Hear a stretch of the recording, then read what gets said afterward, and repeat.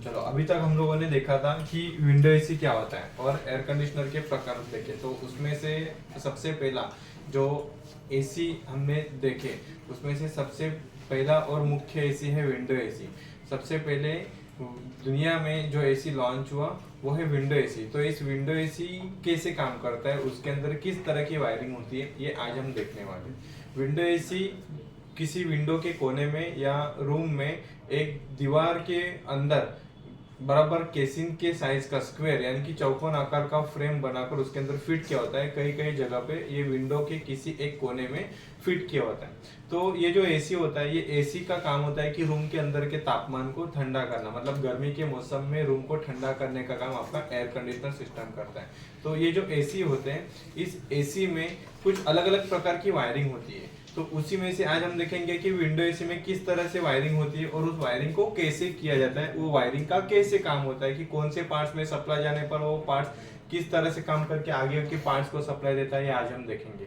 तो ऐसे कुछ मैंने यहाँ पर पार्ट्स बनाए, जो सबसे पहले मैं आपको पढ़ के बताऊंगा। यहाँ पर है सप्लाई वायर, जो एसी को पूरे सिस्टम को सप्लाई देने का काम इस सप्लाई वायर करता है। इस वायरिंग के अंदर का मेन पार्ट्स, मेन कंपोनेंट्स, जिसको बोलते हैं पीसीबी, प्रिंटेड सर्किट बोर्ड, ये इस पीसीबी बोर्ड द्वारा इस पूरे सभी इलेक्ट्रिकल पार्ट्स को कंट्रोल किया जाता है। इस पीसीबी बोर्ड द्वारा ही आपके सिस्टम के अंदर कूलिंग कम ज्यादा होती रहती है। तो पूरे सिस्टम को कंट्रोल करने का जो मेन पार्ट्स होता है उसको बोलते हैं पीसीबी बोर्ड। नेक्स्ट है एयर स्विंग मोटर।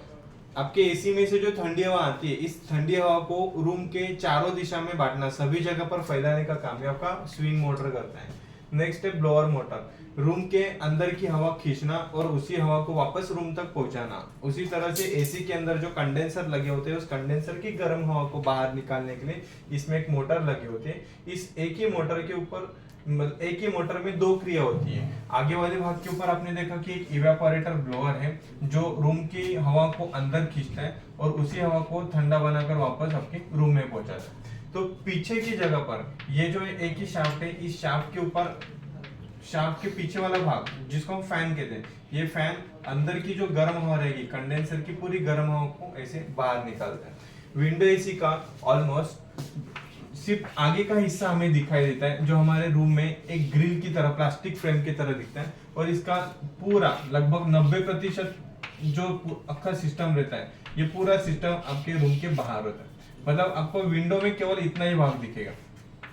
ये जो फ्रेम है, ये फ्रेम इतना ही दिखाई देता है। तो इस फ्रेम के अंदर, फ्रेम के द्वारा, फ्रेम के अंदर जो ग्रिल लगी होती है, इस ग्रिल के द्वारा रूम की पूरी हवा को खींचने का काम ये ब्लोअर करता है। तो इस एसी के अंदर से हवा को वापस रूम में पहुंचाना, ये काम आपका ब्लोअर करता है। एसी का जो सबसे पीछे वाला जो हिस्सा होता है, जो आपके कमरे के बाहर है या विंडो के बाहर है, उस पूरे एरिया में जितनी भी गर्म हवा है, इस गर्म हवा को रूम के बाहर फेंकने का काम ये कंडेंसर फैन करता है।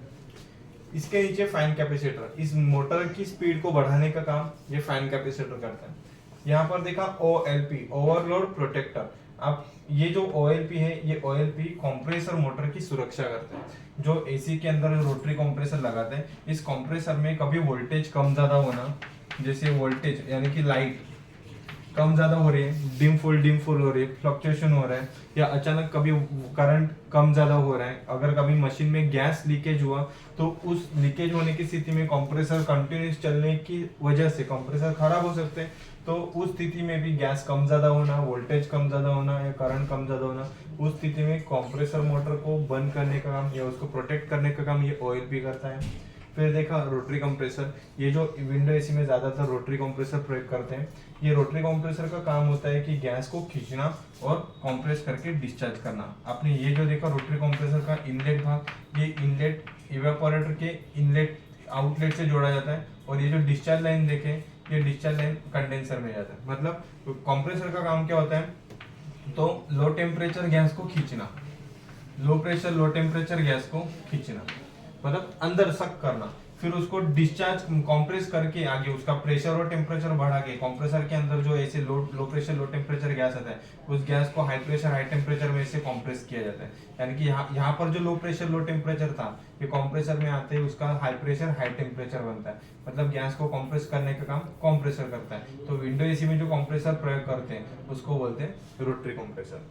फिर यहाँ पर देखा इस कंप्रेसर को कंट्रोल करने के लिए, कंप्रेसर को स्टार्ट करने के लिए हमने कैपेसिटर यूज किया है, जिसे कहते हैं रनिंग कैपेसिटर। इस रनिंग कैपेसिटर द्वारा कंप्रेसर की स्टार्टिंग वाइंडिंग रनिंग वाइंडिंग को शॉर्ट करके कंप्रेसर को कंटिन्यूअसली रन कराने का काम ये रनिंग कैपेसिटर करता है।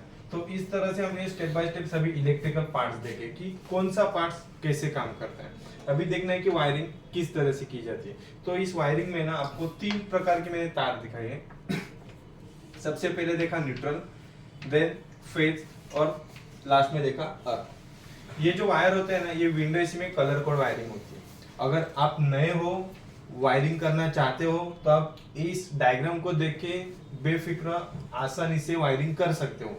सिर्फ आपको वायरिंग करते समय, कभी भी वायरिंग करते समय मेन प्लग जो होता है, मेन सप्लाई का जो प्लग होता है, उस प्लग को बोर्ड से रिमूव करना है, उसको बोर्ड से निकालना है। और वायरिंग करते समय आपके पास पकड़, टेस्टर, स्ट्रिपर, इंसुलेशन टेप्स इत्यादि चीजें होनी चाहिए। कोई भी वायर्स को दांत से नहीं छीलना है। तो हमने क्या किया, सबसे पहले जो न्यूट्रल वायर रहते हैं ना, इस पीसीबी बोर्ड में कुछ कनेक्टर है। पहले हम लोग कनेक्टर के बारे में पढ़ते हैं। कनेक्टर कैसे, कनेक्टर कौन कौन से होते हैं देखो। एन फॉर न्यूट्रल, मतलब मशीन के अंदर न्यूट्रल कौन कौन से भाग में जाएगी देखो। आपके पीसीबी बोर्ड में न्यूट्रल आती है, एयर स्विंग में न्यूट्रल होती है, ब्लोअर मोटर में न्यूट्रल होती है, और कंप्रेसर में न्यूट्रल होता है। ऑयल भी आपका न्यूट्रल पे चलता है।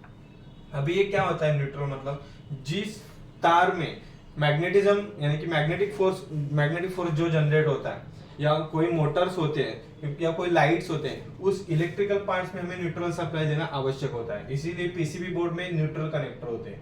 एएसएम मतलब एयर स्विंग मोटर, यही से एयर स्विंग मोटर को सप्लाई दी जाती है, ताकि जो हवा आ रही है उस हवा को सभी दिशा में फैलाने का काम ये एयर स्विंग मोटर करता है। फिर यहाँ पर देखिए लो, मीडियम, हाई, ये फैन मोटर कंट्रोलर है। मतलब फैन, ये जो मोटर है, इस मोटर की स्पीड आपको लो रखनी है, मीडियम रखनी है या हाई रखनी है, अर्थात फुल रखनी है। तो उसको कंट्रोल करने के लिए यहाँ पर लो, मीडियम, हाई कंट्रोलर है। यहाँ पर देखिए सीएस और आईएस। सीएस मतलब क्या है, कॉइल सेंसर। इवेपोरेटर के ऊपर 2 सेंसर लगा दे। विंडो एसी के इवेपोरेटर में 2 सेंसर होते हैं। एक होता है कॉइल सेंसर, जो इवेपोरेटर के लास्ट पाइप पे, मतलब लास्ट का जो ट्यूब होता है, उस लास्ट के ट्यूब के ऊपर ये कॉइल सेंसर लगा दे। तो दूसरा होता है रूम सेंसर। ये रूम सेंसर बराबर जो हवा सक्शन होती है, जो हवा एसी के अंदर आने लगती है, रूम के अंदर की जो हवा अंदर आती है, उसी बराबर बीचों बीच वाले भाग में ये रूम सेंसर लगाए जाते हैं।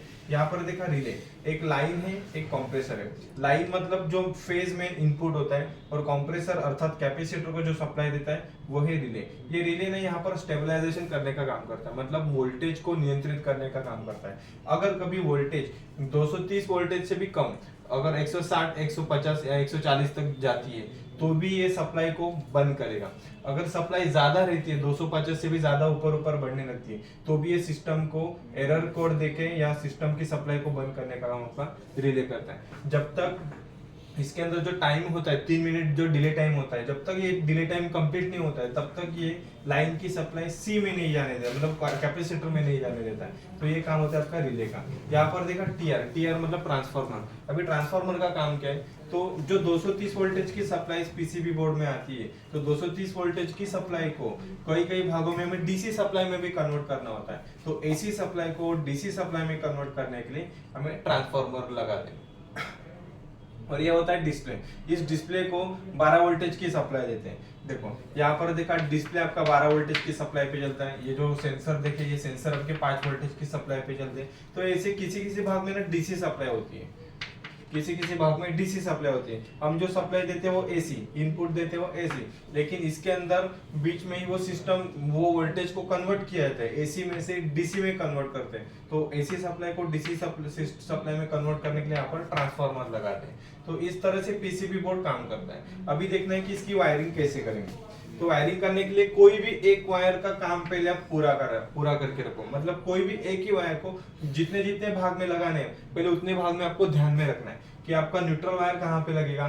तो PCB board, air swing motor, blower motor, oil P इत्यादि में आपका न्यूट्रल वायर जाएगा। तो हम यहीं से पहले न्यूट्रल वायर को कंप्लीट करेंगे। मेन सप्लाई की न्यूट्रल वायर ले लें और इसको आगे कनेक्ट किया पीसीबी बोर्ड के न्यूट्रल में। इसी वायर को मेन सप्लाई की न्यूट्रल से यहाँ पर अटैच किया। फिर अभी यही से जो कनेक्टर है, कनेक्टर के कुछ पॉइंट कोई पीसीबी बोर्ड में ऐसे 2 से 3 दिए जाते हैं, किसी पॉइंट्स में एक ही होता है। तो वहां पर आगे कनेक्ट करने के लिए कनेक्टर पॉइंट रहते हैं। तो यही से हमने आगे न्यूट्रल वायर को अलग अलग स्थान पे फिट किया। इसमें से पहली एक न्यूट्रल की तार जाएगी,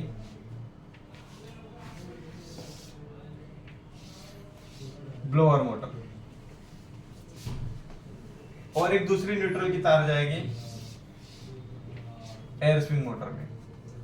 और ये जो न्यूट्रल की तार है, चाहो तो हम यही से भी जोड़ सकते हैं या बीच से भी जोड़ सकते हैं। यही से और एक न्यूट्रल की तार जाएगी आपके OLP में। तो हमने क्या किया, यही से सेम एक न्यूट्रल तार लेने के बजाय हमने बीच में यहाँ से इसको ज्वाइन दिया। देखो क्या करना है, वायरिंग करते समय अगर आपको बीच में दो वायर आपस में जोड़ने हो और अगर वो आपस से ऐसे जा रहे तो ज्वाइंट दिखाने के लिए ऐसे बीच में सर्कल में से डॉट दिखाना, तो हमें समझ में आता है कि ये वायर ज्वाइंट्स है। तो ये ज्वाइंट्स का सिंबल है, वो ये वायर ज्वाइंट्स का सिंबल है। आगे इसी वायर्स को हमने OLP में कनेक्ट किया और OLP का आउटपुट वायर कंप्रेसर के कॉमन में जाता है। देखा, सभी जगह पर हमने अभी न्यूट्रल वायर को कनेक्ट किया।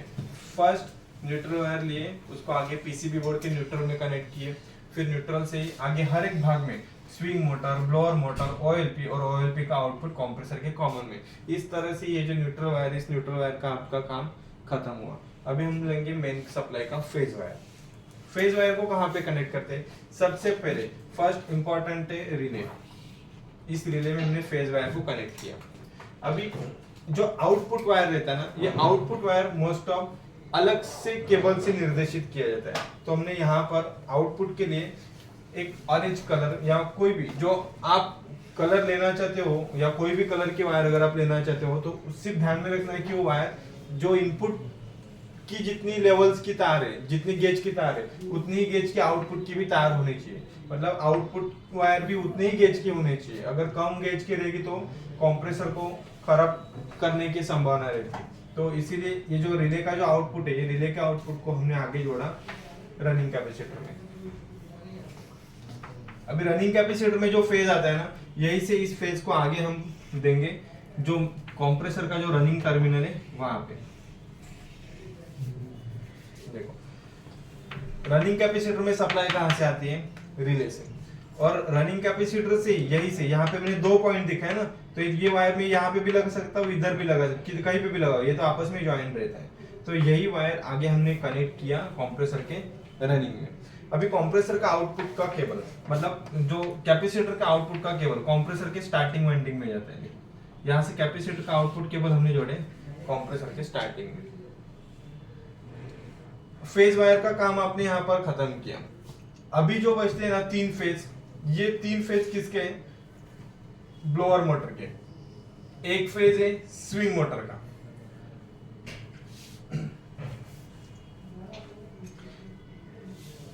ब्लोअर मोटर की स्पीड को मतलब दिशा देने के लिए हमने यहां से पहले हाई की केबल ली, व्हाइट कलर की केबल ली, उसको आगे हाई में कनेक्ट किया। हाई का जो कनेक्टर है उसमें कनेक्ट किया। मीडियम की स्पीड दिशा दिखाने के लिए हमने यहाँ पर आगे येलो कलर की एक केबल ली, उसको M में कनेक्ट किया। फिर लो की स्पीड दिखाने के लिए हमने आगे उसको एक ग्रीन कलर की वायर दी, उसको लो में कनेक्ट किया। और जो फाइन कैपेसिटर रहता है, इस फाइन कैपेसिटर को यहाँ पे ऐसे अटैच किया। देखो, इस तरह से हमने पूरे विंडो एसी की वायरिंग की। अभी विंडो एसी में ना जो आपका कंप्रेसर है, इस कंप्रेसर को, मोटर को आपको अर्थिंग प्रोवाइड करना है। तो ये जो अर्थ का वायर रहता है ना, ये आपके बॉडी के ऊपर, मतलब जो मशीन की जो बॉडी है, इस मशीन की बॉडी में आप कहीं पे भी लगा सकते हो। तो अगर मान लो कि एसी का जो बॉडी है, जो मेन फ्रेम है, इस फ्रेम के ऊपर मैंने अर्थिंग का वायर एक स्क्रू के द्वारा लगा दिया, तो वैसे ही कंप्रेसर की बॉडी को एक वायर अटैच करना है और वही वायर आपकी एसी की बॉडी को भी अटैच करना है। मतलब यही अर्थिंग इधर तक पहुंच गई। कैसे? तो ये बॉडी में टच किया, वैसे ही ये कंप्रेसर की बॉडी में टच करके उसको आगे एक स्क्रू द्वारा एसी के मेन बॉडी में टच करना है। फिर हमने यही से एक सेम मेन मोटर का न्यूट्रल भी यहीं पर ऐसे कनेक्ट किया। तो इस तरह से अर्थिंग की वायर सभी भाग में गई, अर्थिंग की वायर सभी 5 में गई। इस तरह से विंडो एसी की वायरिंग की जाती है। अभी देखो शुरुआत से हम देखेंगे कि कैसे कंट्रोल होता है।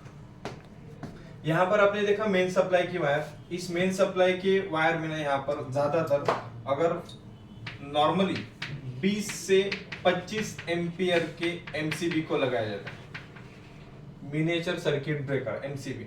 ये जब एमसीबी यहाँ पर लगाएंगे तो यहाँ से 3 वायर निकलेंगे, न्यूट्रल, फेज, अर्थ। न्यूट्रल के वायर को हम आगे लगाते हैं पीसीबी बोर्ड में, पीसीबी बोर्ड के न्यूट्रल कनेक्टर में जितने भी न्यूट्रल के पॉइंट्स है, जितने भी न्यूट्रल के वायर है, यहाँ पर हमने इसको अटैच किया। एयर स्विंग मोटर को यहाँ से जैसे न्यूट्रल दिया वैसे हमको आगे फेज भी कनेक्ट करना है। अगर इस एयर स्विंग मोटर को हमने न्यूट्रल नहीं दिया तो फिर एयर स्विंग मोटर चलेगी नहीं। अगर एयर स्विंग मोटर नहीं चली तो फिर हवा ना, सिर्फ हवा का फ्लो एक ही दिशा में जाएगा। अगर आपके एसी में से हवा का फ्लो एक ही दिशा में जा रहा है तो उस वक्त देखना है एयर स्विंग मोटर चालू है या बंद है। इसको निकाल के तुम आसानी से चेक कर सकते हो। ये 230 वोल्टेज की सप्लाई पे ही चलता है। उसको निकालो और उसके दोनों भी वायर को मेन बोर्ड या मेन सप्लाई के साथ लगाओ। अगर मोटर घूमती है तो फिर मैकेनिज्म में प्रॉब्लम है, मतलब जो उसके स्विंग ब्लेड से उसमें प्रॉब्लम्स हो सकते हैं। कभी कभी एसी को ज्यादा समय तक सर्विस ना करने से ऐसे प्रॉब्लम्स आते हैं। मेन सप्लाई की वायर को जैसे हमने हर एक स्विंग मोटर, ब्लोअर मोटर और ओएलपी में फिट किया यानी कि कनेक्ट किया, वैसे ही सप्लाई वायर के फेज को सबसे पहले हमें इस रिले में लगाना है। रिले कहाँ पे लगाए तो पीसीबी बोर्ड में लगाए। पीसीबी बोर्ड के रिले के आउटपुट वायर को हमें कंप्रेसर को अटैच करने वाले कैपेसिटर में लगाना है, लेकिन कैपेसिटर में जो फेज वायर देंगे वही फेज आगे जाएगा कंप्रेसर के रनिंग वाइंडिंग में। देखो ये जो रनिंग कैपेसिटर रहता है ना, ये अपने आउटपुट वायर को स्टार्टिंग में जोड़ता है, क्योंकि ये जो कंप्रेसर के अंदर स्टार्ट वाइंडिंग और रन वाइंडिंग जो होती है ना, ये कैपेसिटर की सीरीज में रहता है। अगर ये कैपेसिटर कभी खराब हुआ, तो आप कंप्रेसर के अंदर ना, जैसे आप एसी चालू करेंगे ना तो कंप्रेसर घूम घूम घूम घूम अलग से वाइब्रेशन करता रहेगा और तुरंत बंद हो जाएगा। वो कंप्रेसर को बंद करने का काम कौन करेगा? ओएलपी। कंप्रेसर के बाहर या इंटरनल ओएलपी रहता ही है। ओएलपी का काम क्या है? प्रोटेक्ट करना। अगर ये कंप्रेसर स्टार्ट नहीं हो रहा है, ज्यादा लोड मांग रहा है, तो उस वक्त ओएलपी उसको प्रोटेक्ट करेगा।